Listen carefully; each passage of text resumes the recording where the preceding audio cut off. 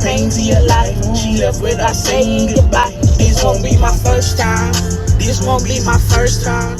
What's up, YouTube? It's Lane LaFleur, and I'm back with another banger. Yo, I'm back with another reaction video. I know it's been a minute. I ain't finna come over here and just rap to you like that. You don't want to know. We're gonna do this, man. We're gonna react to Nipsey Hussle final hour alive. You heard me? This is what we reacting to today.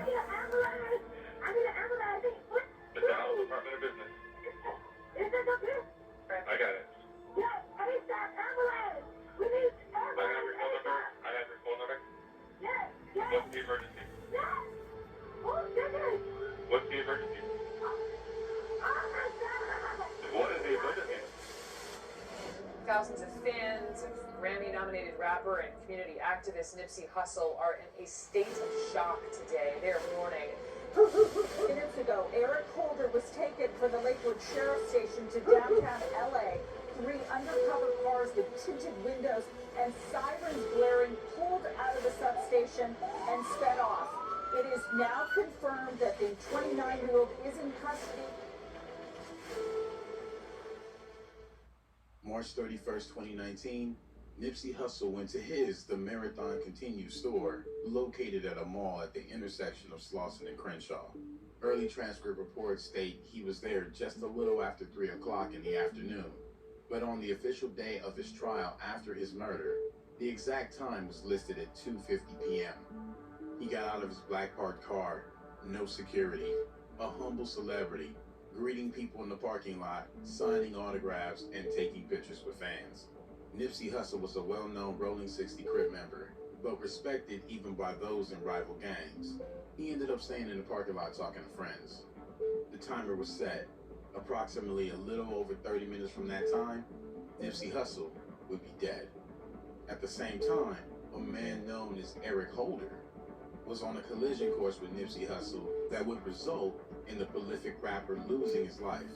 He was a failed rapper known to the industry as Fly Mac, and to the streets, he went by Shitty Cuz.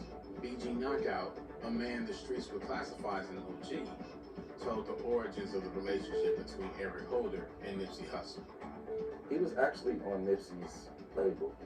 Holder was a part of the Rolling 60s like Nipsey, and was signed to Hussle's label back in the day before snitching allegations got him kicked out of the game, tatted all over his body. While Nipsey Hussle was at his store, Eric Holder was with a female companion he had relations with. She was 35-year-old Brianita Nicholson. She would soon learn that the man she allowed to get close to her was Let's get back into the video. For the rapper Nipsey Hussle. Holder and Brianita went out on what she thought was a drive to the restaurant to get something to eat. Ironically, the location he chose was the mall at Slauson Avenue and Crenshaw Boulevard, the same where Nipsey's store was located. On him, he had his trusty black semi-automatic handgun, which he claimed he carried for protection. She wasn't yet aware of this fact at the time. As they pulled up to the mall, Nipsey's lifespan was unknowingly on the decline. Cameras caught her vehicle, a 2016 white Chevrolet Cruze, pulling into the parking lot beside Nipsey and his 2 homies, Herman Douglas, also known as Cowboy, and Evan McKenzie, also known as Rimpaw. When the car pulled up and they hit that corner, and when Nip asked Rimpaw, is that shitty? Brianita made it known to Eric Holder that Nipsey Hussle was in the parking lot. "Hey, that's Nipsey Hussle," she said with excitement on her face. Later, she would testify on the stand with a more detailed description of her expressions. It could very well be she added more fuel to the fire because while with Holder, she mentioned to him, the man that had intimate relations with her, that Nipsey was fine. To her, she was just being a fan of the rapper, not knowing that Holder had bad blood with Nipsey. Holder almost just ignored the mention of Nipsey, which should have been the first sign as to the horrific events that was in play.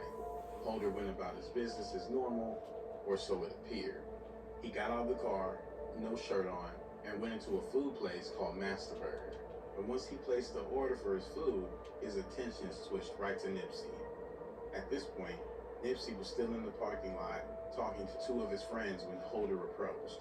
He started shaking everyone's hand, including Nipsey. The conversation lasted several minutes before Brianita failed to assess the situation, instead coming to Nipsey for a picture. That's when her instincts should have kicked in. Brianita then claimed to barely have heard the conversation of snitching coming up, with Nipsey almost just brushing Holder off like a friend you no longer had ties with. At that point, Nipsey's life was growing closer to being taken. Brianita explained that right then, she noticed something different. Nipsey's demeanor was cool, chill, but Holder, his emotions began to spike as he got a bit agitated. Cowboy, one of Nipsey's close friends, right there with him, expanded on the conversation. He stated that Nipsey was telling Holder there's word on the streets that paperwork on him is floating around. In the gang culture, snitching is not tolerated. You lose all credibility, and worst case, you can lose your life. Maybe due to past affiliations, Nipsey tried to give him an out instead of dealing with him by the street code. According to Cowboy, Nipsey calmly said, "I haven't seen the paperwork. You need to take care of that." Another witness gave an even more heartbreaking account of his statement. It was as if Nipsey still had love for someone he once called his brother and just wanted him to get himself straight with the rumors floating around. Later in an interview, Cowboy also recounted the sentiments of the witness.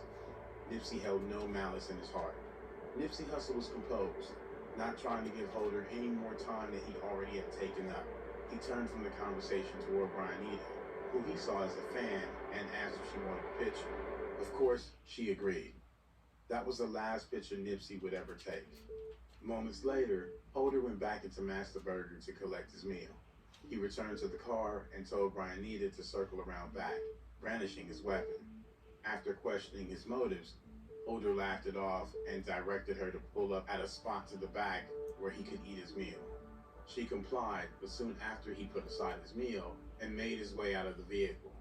Little did she know, Holder was on a mission to end Nipsey's life. He made his way through the mall, right to where Nipsey and others were talking, and opened fire with two guns, a .40 caliber semi-automatic handgun and a revolver. From those guns, he shot Nipsey approximately 10 times. A brazen and violent act.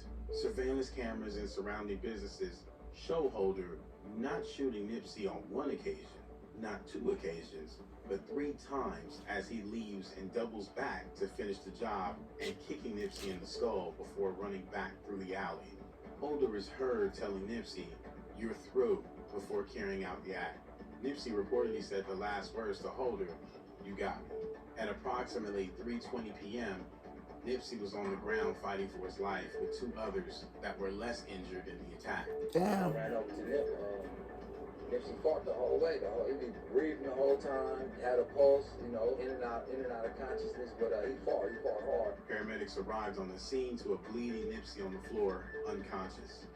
Only a couple minutes left before Nipsey Hussle would be gone. Paramedics tried to resuscitate the wounded rapper, continuing their efforts as the ambulance stretchered him to the ER.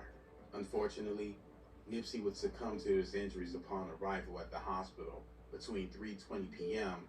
when he was shot and 4 p.m. Nipsey was hit in his head, chest, abdomen, and foot, with bullets said to have severed his spine and punctured his lungs. The world was in mourning, sharing their sadness in order to cope. While medics picked up the others that were shot, Holder was making his escape. Holder made his way through the alleyways where different surveillance cameras caught him carrying both murder weapons right back to the car where Brianita was parked. Frantic, she asked what was going on, not knowing Holder just targeted Nipsey Hussle. Holder, in rage, told her she'd receive a slap if she didn't drive. That night, Brianita allowed Holder to stay at the house of her and her mother before booking him a motel the following day. At this time, claiming to not connect Holder to Nipsey Hussle's incident. But word spread through the streets, and now not only his life was in danger, but everyone around him. His family was rumored to be targeted, and his brother crumbled under the pressure, taking his own life. Most of them, I think his little brother killed himself. The LAPD was quick to put out information on Holder's arrest, and his luck would run out. On April 2nd, after the bulletin was posted, Officers were tipped off about the possible whereabouts of Holder in the vicinity of Bellflower.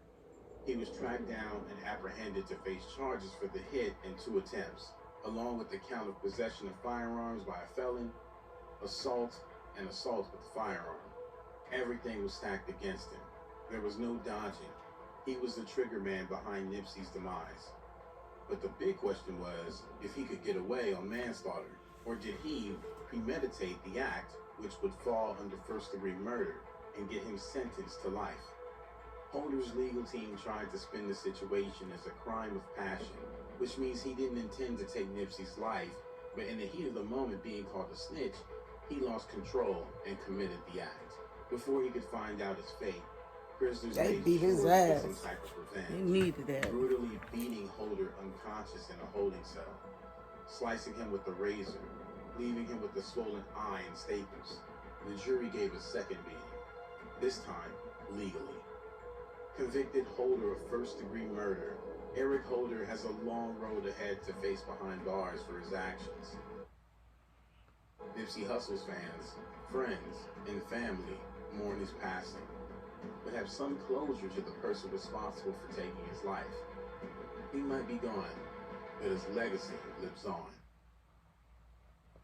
Yeah, his legacy lives on.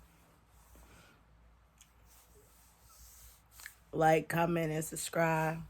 Tell your friends, tell your mama, tell your sister, tell your little brother, tell your little cousin, tell your grandma, tell your next door neighbor, come watch this video. You heard me? Okay, and now we off to the next one. I got a little order.